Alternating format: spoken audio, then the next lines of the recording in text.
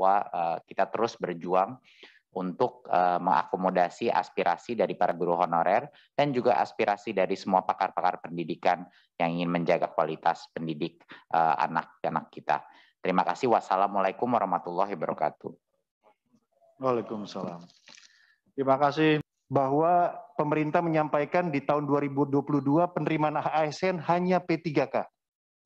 Ini kan adalah pilihan keberpihakan politik pemerintah terhadap guru P3K. Nah ini menurut saya Mas Menteri sebagai leading sektor harus mengawal. Biar bagaimanapun keluhan dari para guru itu masuknya ke Komisi 10 dan ke kementerian. Sehingga bisa menjadi masukan yang tepat kepada Kemenpan RB dalam hal ini. Nah ini Mas Menteri, ini juga menurut saya ada tambahan lagi, khususnya untuk para guru yang sudah mendedikasikan hidupnya dan sudah mau menjelang pensiun. Menurut saya tadi yang disampaikan Mas Menteri itu saya dukung, agar afirmasi tambahan guru seperti yang di atas 50 tahun itu bisa dilaksanakan tanpa menciderai. Nah, itu catatan tadi ya. Tanpa menciderai proses pengangkatan. Kenapa? Karena terus terang apa yang kita lakukan di sini, apa yang diberitakan oleh media massa itu dibaca oleh anak didik. Anak didik itu juga membaca bahwa guru-guru kami sedang ambil tes. Ya, itu jangan lupa, jangan dinafikan mereka. Sehingga kita juga harus menjaga integritas dari guru kita ini di hadapan anak didik dan orang tua murid. Oleh afirmasi khusus yang berkaitan dengan teritori soal mereka ini gitu. Sehingga dua aspek ini saya kira belum masuk di dalam hitungan kita yang berkaitan dengan afirmasi yang kita berikan untuk daerah-daerah yang ya katakanlah kalau daerah 3T mungkin terlalu umum, tapi daerah-daerah yang dengan tingkat kesulitan tertentu yang berkaitan kesulitan geografi untuk kita berikan afirmasi. Plus dengan tadi yang saya sampaikan bahwa usia 50 tahun kita tahu semua bahwa mereka juga sedang ada dalam masa transisi yang tidak mungkin dikejar. Sehingga jangan sampai kompetensi mereka itu terdegradasi oleh instrumen yang tidak friendly untuk mereka gunakan. Jadi menurut saya mohon ada pertimbangan lebih mendalam terkait afirmasi tadi itu. Kenapa? Karena saya yakin teman-teman guru honorer itu sudah berjuang sedemikian rupa, sudah belajar setiap sore mereka belajar latihan kelompok. Nah itu. Jadi ini mohon menjadi pertimbangan dari pihak Kemendikbud terkait dengan P3K. Nah lupa saya jadi saking ya karena memang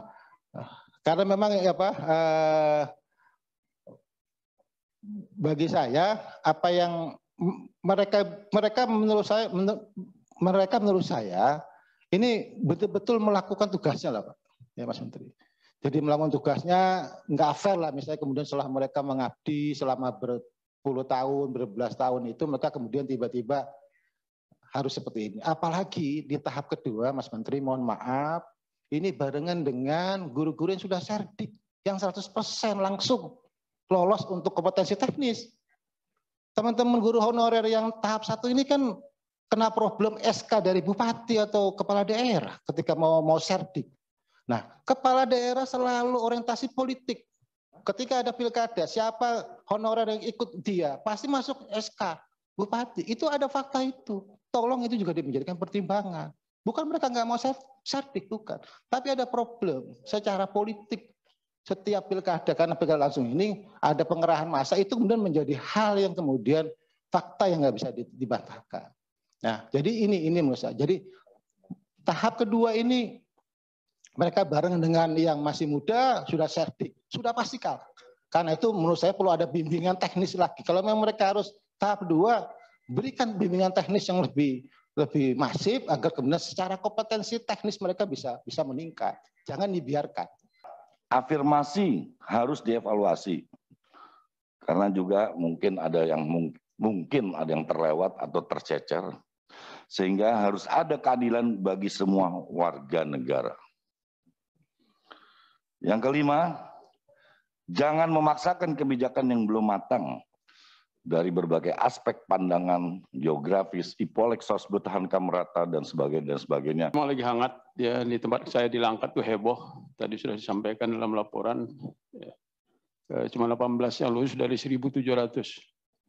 Jadi bukan nilai angka-angka di tesnya itu selama bertahun-tahun nilai pendidikannya sudah ada pada mereka. Itu yang harus kita hargai. Ya, jadi luar biasa jasa mereka ini.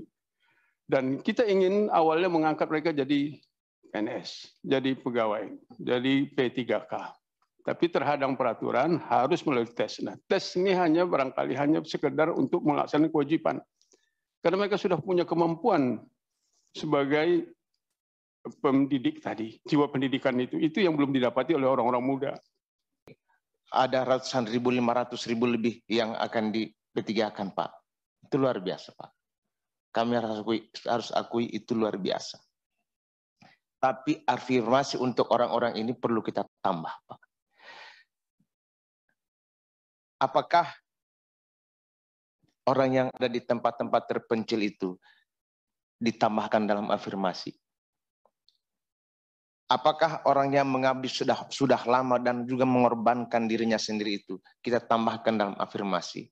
Hal-hal yang kualitatif, hal-hal yang tidak bisa dihitung hanya dengan sekedar angka-angka. Taruhlah di afirmasi ini. Dan afirmasinya jangan 15%, usia 15%, disabilitas 10%, guru honorer cuma 10%. Tambahlah, Pak. Masa 10% sih? Kita berharap bahwa pengangkatan ini betul-betul 1 juta guru honorer ini betul-betul harus bisa memberikan ruang kepada mereka yang sudah lama mengabdi.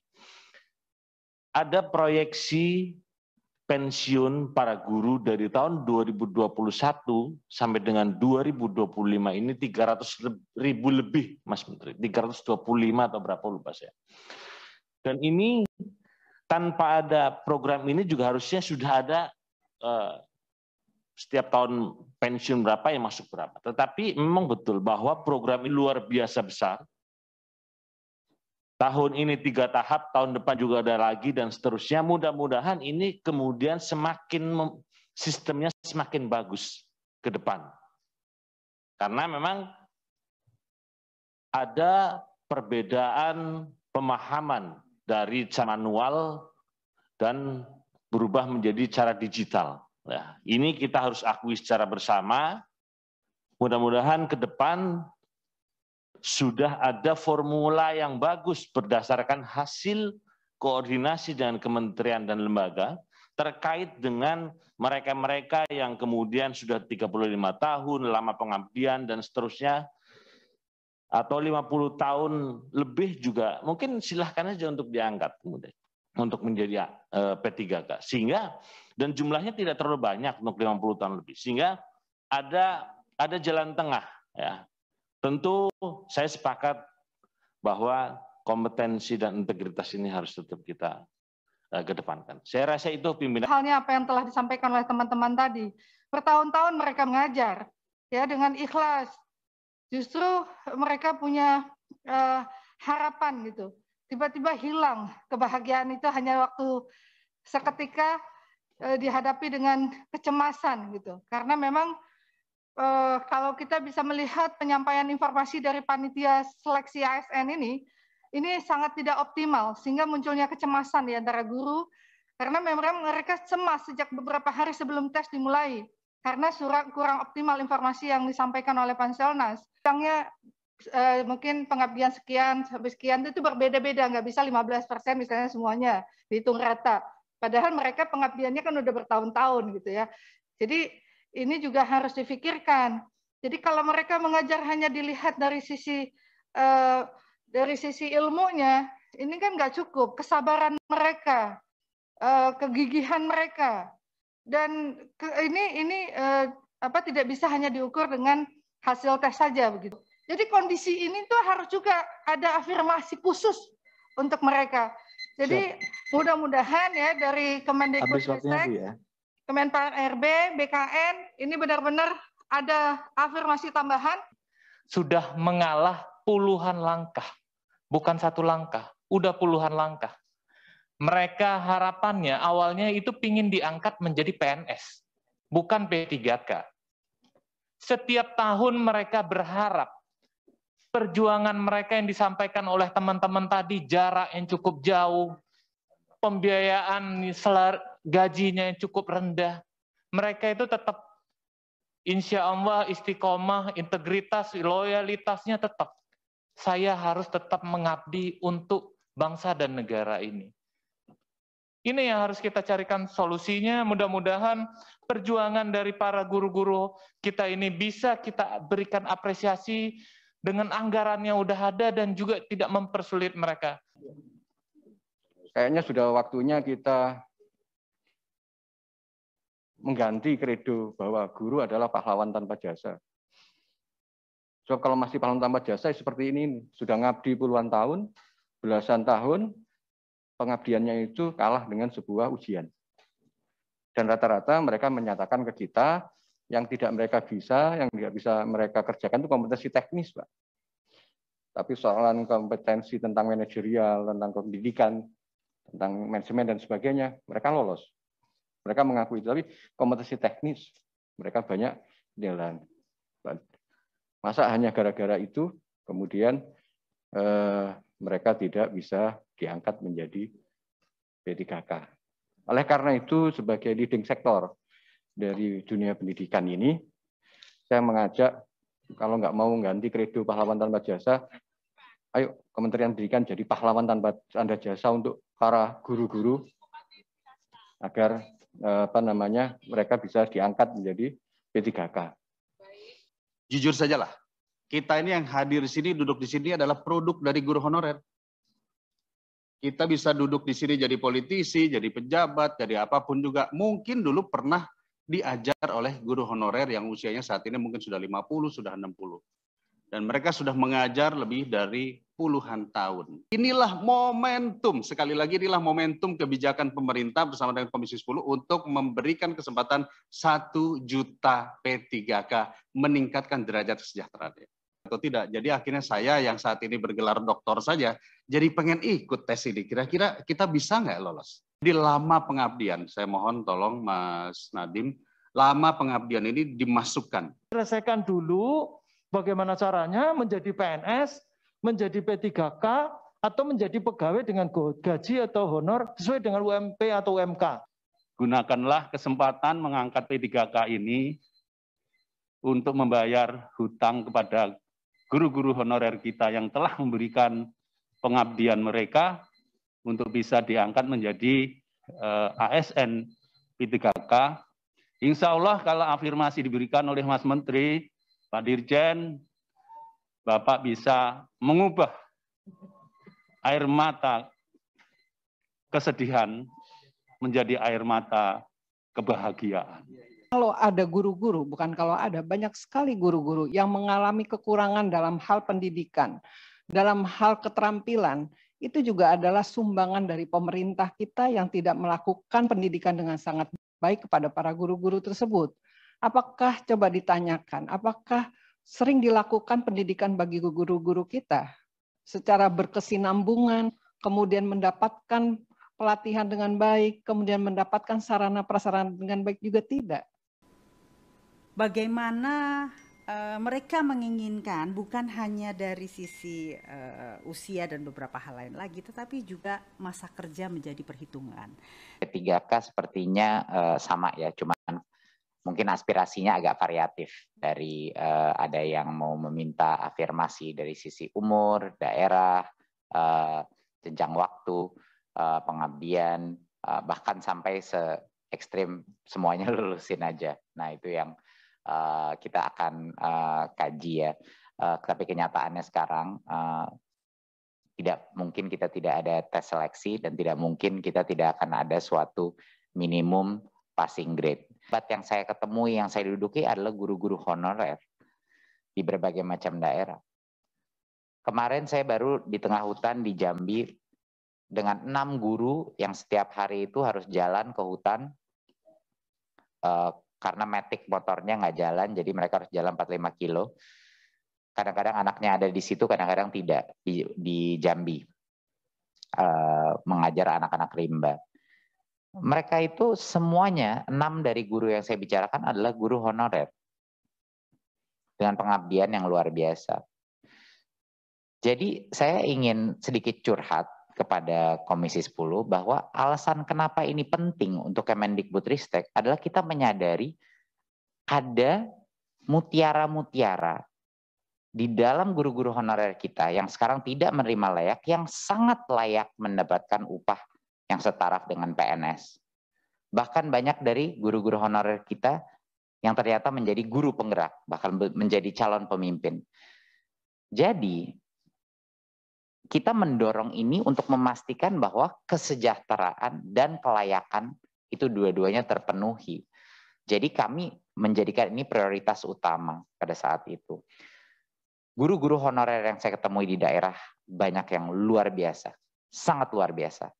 Mengharukan saya, memotivasi saya, dan pengabdian mereka nggak semuanya, memang benar, nggak semuanya bisa diukur dengan tes.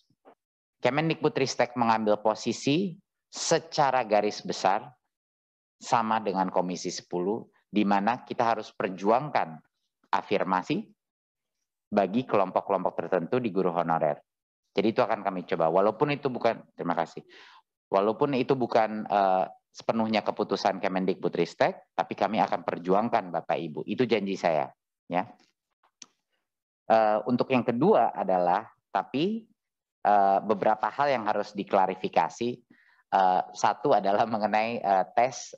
Kita juga, saya cukup kaget waktu mendengar bahwa banyak sekali guru honorer bilang tes tryout-nya tidak sama.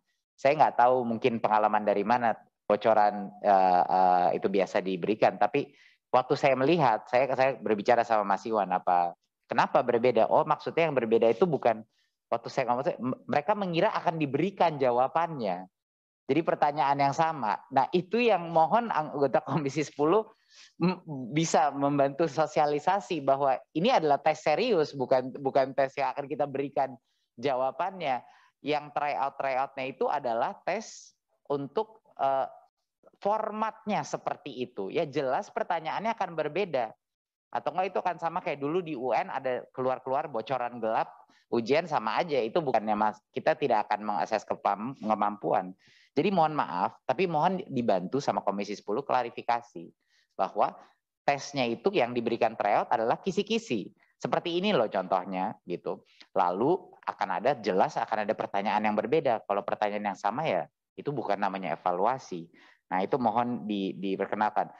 Bukan topiknya, bukan kompetensinya berbeda, enggak, tapi pertanyaannya harus berbeda. Tapi kita latihan soal dan lain-lain akan kita kembangkan. Belum sempurna pelatihan kita. Udah jelas belum sempurna. Nah, ini pertama kali kita melakukan seperti ini dan terus kita akan menyempurnakan proses dan logistik dan lain-lain di setiap tahap gitu.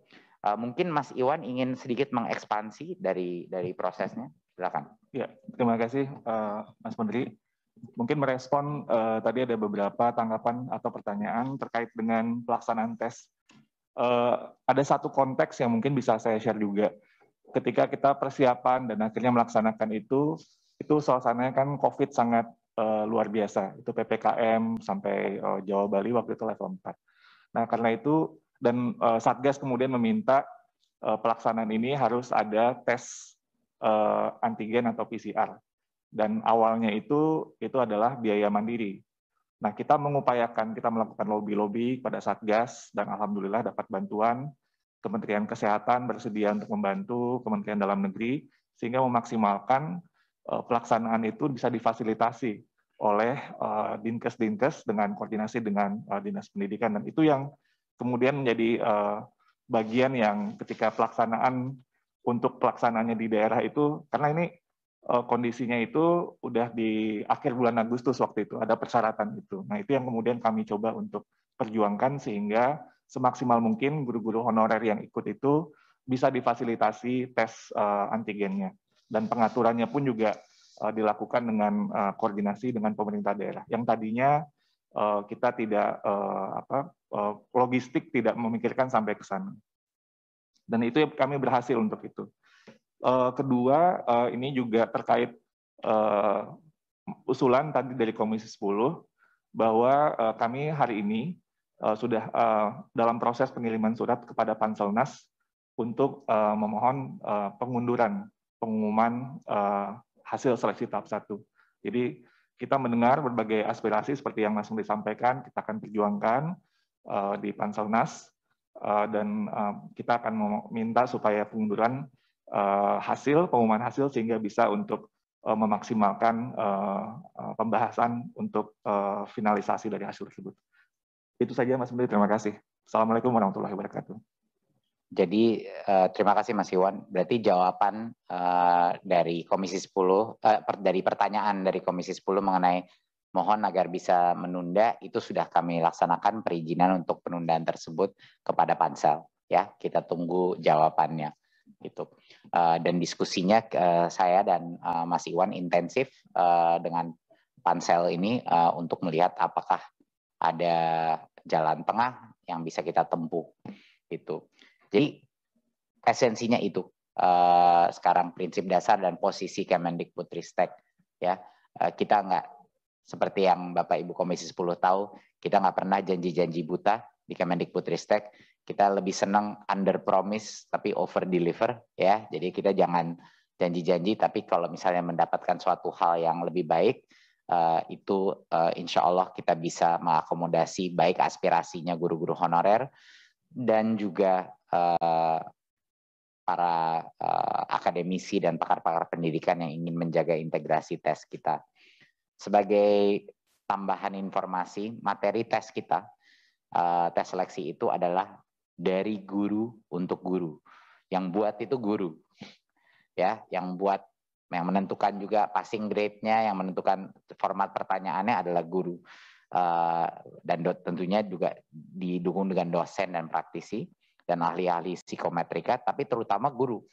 Itu. Jadinya itu benar-benar tes yang mengukur pengetahuan minimal, bukan mengukur di luar itu sebenarnya pengetahuan minimal. Jadi sekedar tambahan saja. Jadi mengenai soal, sebenarnya bukan soal yang harus sama, Mas Menteri ya. Tapi misalnya di modul ngomong gunung, yang keluar laut. Nah ini yang kemudian dipersoalkan oleh teman-teman. Itu satu. Nah, terus yang kedua, saya terima kasih kepada Mas Menteri sudah membuat statement selaras dengan Komisi 10. Selarasnya sejauh mana? Kita kan harus ada ukuran ini. Selaras itu yang mana? Kira-kira sampai batas mana? Kita harus, ini kan keputusan politik, bukan keputusan hukum. Kita di Komisi 10, bukan di pengadilan agama. Kan begitu. Mau cerai. Lah iya. Enggak, ini harus jelas. Selaras itu statement politik. Nah sekarang saya mau tanya juga, saya nggak punya statement politik.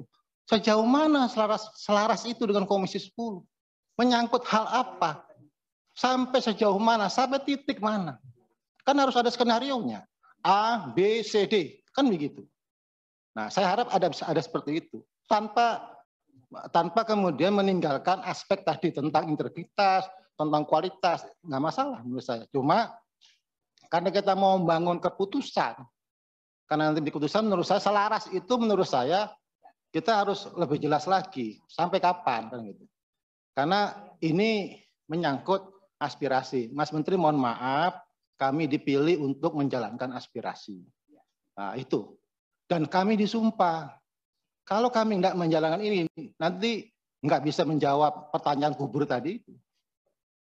Saya mohon maaf, saya harus sampaikan ini karena nanti kalau saya ditanya, Pak Purnomo, sampai sejauh mana hasil rapatnya dengan kementerian? Selaras, saya bilang. Selaras apa? Kan bingung juga. Ukurannya menurut saya harus kita perjelas, walaupun saya tahu ini memang harus diselaraskan dengan pasal yang lain.